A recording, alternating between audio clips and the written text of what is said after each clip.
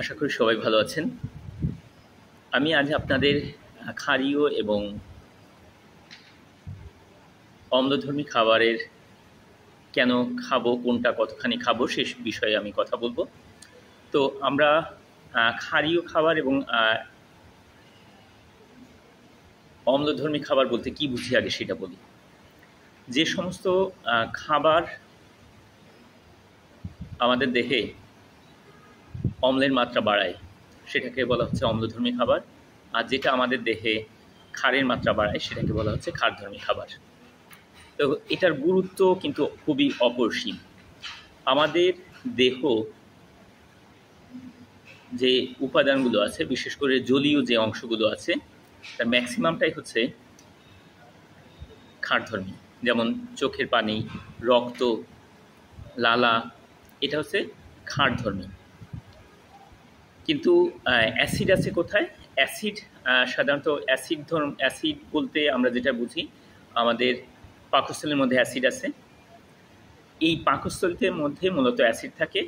তাই ছাড়া খাবারের কারণে আরেক জায়গায় অ্যাসিড তৈরি হয়, সেটা হচ্ছে আমাদের ইউরিন।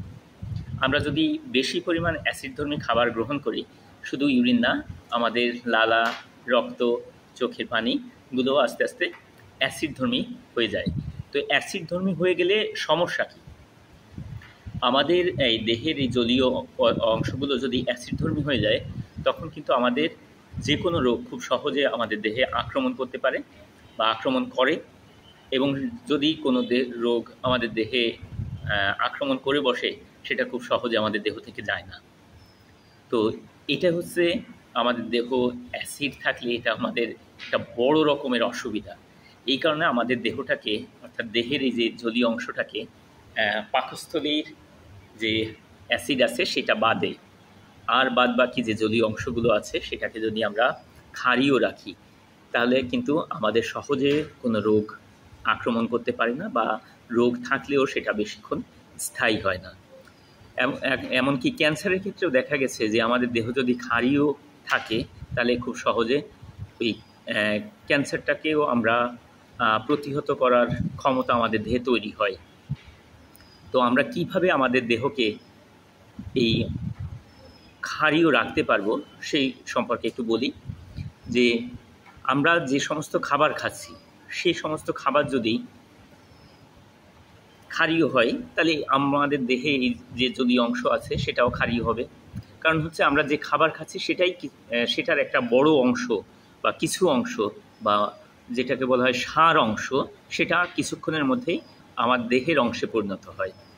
তো এই কারণে আমরা যে ধরনের খাবার খাবো, সেই ধরনের বৈশিষ্ট্য আমাদের দেহের মধ্যে তৈরি হতে শুরু করবে।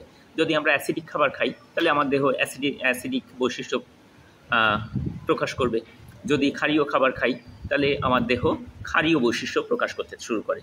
তো এখন আমরা ক্ষারীয় খাবার এবং অ্যাসিডিক খাবার কিসের মধ্যে পাই সেটা আমি বলি।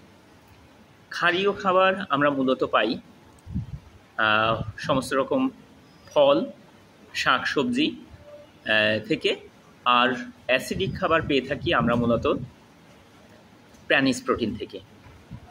প্রাণিজ প্রোটিন বলতে এখানে প্রাণিজ থেকে সমস্ত, এবং ভাত, রুটি অর্থাৎ চাল এবং গম থেকে উৎপাদিত যে সমস্ত খাবার, দুধ, দুগ্ধ থেকে উৎপাদিত প্রস্তুতকৃত সমস্ত রকম খাবার, এছাড়া মাছ, মাংস, ডিম, এগুলো হচ্ছে অ্যাসিডিক খাবার। এছাড়াও আর একটা বিষয় আমাদের এখানে খুব খেয়াল রাখা প্রয়োজন, যে কোনো খাবার যদি আমরা রান্না করার সময় অধিক সময় ধরে রান্না করতে থাকি বা জাল দিতে থাকি, বেশি হিট দিতে থাকি তাহলে সেটা আস্তে আস্তে তার ক্ষারীয় ধর্ম ত্যাগ করে আস্তে আস্তে অ্যাসিডিক ধর্মের দিকে অগ্রসর হতে শুরু করে। এই বিষয়টা আমাদের খেয়াল রাখা প্রয়োজন। এই কারণে আমরা যে সবজিগুলো রান্না করে খাবো, সেই সবজিগুলো আমরা চেষ্টা করব কম রান্না করার, বা কম সময় ধরে রান্না করার। এক্ষেত্রে সেটার ক্ষারীয় গুণাগুণটা বজায় থাকবে, তা না হলে সেটা অ্যাসিডিক গুণাগুণটা প্রকাশ পেতে শুরু করে। এছাড়া কিছু সবজি আছে যে সবজিগুলো আমরা কাঁচা খেতে পারি, সেগুলো তো খুবই ভালো। কাঁচা খেতে পারলে সেটাতে ক্ষারীয় গুণটা পুরোটাই আমরা পাবো। কাঁচা খেতে পারি কোন কোন ধরনের সবজি? সেটা হচ্ছে শসা, গাজর, টমেটো, লাউ, পেঁপে, কাঁচা পেঁপে, এই ধরনের যে সমস্ত মানে সালাদ জাতীয় যে সমস্ত সবজিগুলো আমরা কাঁচা খেতে পারি। এছাড়া বিভিন্ন রকম পাতা আছে, সবুজ পাতা যেমন লেটুস পাতা, ধনিয়া পাতা, পুদিনা পাতা, এই ধরনের যে পাতাগুলো আছে কাঁচা খাওয়া যায়, সেই পাতাগুলো আমরা খেতে পারি। এগুলোতে আমাদের দেহে অম্লের প্রভাবটা কমিয়ে আমাদের ক্ষারীয় ভাবটা রাখতে সাহায্য করবে। তো আমাদের দেহে যেটা করা উচিত, আবার খুব বেশি ক্ষারীয় দেহটাকে একদম ক্ষারীয় করলে তখন আবার মানে যেটা করতে হবে সেটা নিয়ম অনুযায়ী করতে হবে। এটা ভালো বলে যে এটাই করতে হবে, এটা কিন্তু কখনোই ঠিক না। কারণ হচ্ছে ভালো জিনিস যদি অতিরিক্ত খাওয়া হয় বা অতিরিক্ত নেওয়া হয়, সেটাও কিন্তু বিষে পরিণত হয়। আবার বিষও নির্দিষ্ট পরিমাণে বা সামান্য মাত্রা নিলে সেটা ওষুধের কাজ করে। এই জিনিসটা আমাদের মনে রাখা প্রয়োজন। তো আমাদের দেহে সাধারণত যেটা প্রয়োজন, আমরা খাবার যখন গ্রহণ করব তখন আমাদের অবশ্যই দেখা উচিত আমরা যে খাবারটা খাচ্ছি সেই খাবারে যেন 70% ক্ষারীয় খাবার গ্রহণ করি এবং 30% অ্যাসিডিক খাবার গ্রহণ করি। এই জিনিসটা যদি আমরা খেয়াল রাখতে পারি এবং মেনে চলতে পারি, তাহলে আমরা দেখব যে আমাদের অনেক ধরনের রোগ থেকে আমরা নিজেদেরকে রক্ষা করতে পারছি, বা কোনো রোগ আমাদের দেহে প্রবেশ করলেও সেটা বেশিক্ষণ স্থায়ী হচ্ছে না। যে কোনো রোগের ক্ষেত্রে মূল কাজ হচ্ছে আপনার দেহটাকে আপনি ক্ষারীয় করেন। দেহটাকে ক্ষারীয় বলতে আমাদের রক্ত, লালা, চোখের পানি, প্রয়োজনে এটা যদি আপনি ওই 70-30-তে যান তাহলে দেখবেন যে আপনার ইউরিনটা অনেক সময় ক্ষারীয় হয়ে যায়।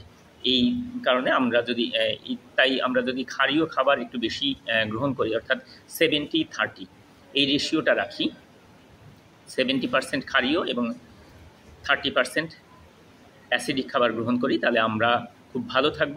তো সবাই এই পদ্ধতিটা অনুসরণ করি এবং নিজের পরিবারকে সুস্থ রাখার চেষ্টা করি। সবাই ভালো থাকবেন।